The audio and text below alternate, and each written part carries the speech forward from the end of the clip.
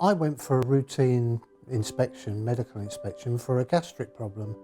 I didn't have any inclination I had any problems with prostate or anything like that, because I wasn't suffering with any symptoms. I was just walking around with this sort of time bomb inside.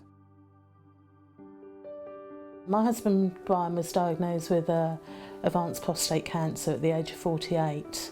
I'd like to think that both of us were quite intelligent people, and I always smile when I say that, but I'd never heard of prostate cancer, nor Brian. My work has led to multiple new treatments becoming standard of care for this disease. Abiraterone being the one that has been very well known, but also cabazitaxel. But overall, my main focus is developing better, more precise care for each man with these diseases. Prostate cancer is not one disease, it's many diseases. That means not only being careful of treating each man differently, depending on what cancer they have, but ensuring that if a drug is not working, that drug is stopped promptly. Our work is also leading to less invasive ways to diagnose and treat the disease. So I am very confident that in this decade, we will improve outcome from this illness further. I have no doubt about that at all. I can see that happening today. I think we're going to get better at diagnosing what kind of prostate cancer we're dealing with. And our breast cancer colleagues have been doing this for a decade or more. They know there are different subsets of breast cancer.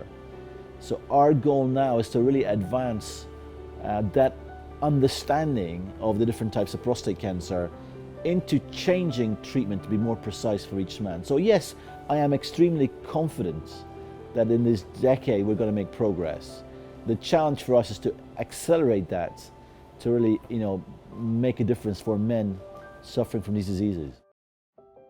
So with Grandad dying of prostate cancer in 83, 84, and Dad being affected by it, it's only when I started to work at the charity that I started to read up and realise the kind of hereditary issues and risks. So obviously that puts myself into the bracket, and my brother Pete puts him into the bracket as well. And just under 3 years ago, my son Joel was born. Luckily, Dad's sort of come through it, and we count our blessings that we could get the answers, and that he had enough time to really make a decision. I'm proud of what I do for a living. I'm lucky to be in such a great place where I'm hopefully making a bit of a difference, even if it's a really minute one. I'm lucky to have the opportunity to talk to my dad wherever I want to. If we really have, 10 years to tame prostate cancer, let's do it. We don't have to be 10, it could be 8, it could be 6, 5. He's my hero, I love him. And this is what it's all about, Dad's one of all the men that suffer.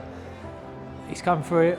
Sadly lost my granddad, but hopefully by doing this I can make a little bit of a difference, and everybody else that's running today should be so proud, because it's just an amazing charity, an amazing cause, and hopefully, we can do this, we can win this. We would go to bed at night, lights off, and talk. If you're in the dark, you're not seeing the hurts that each other's got.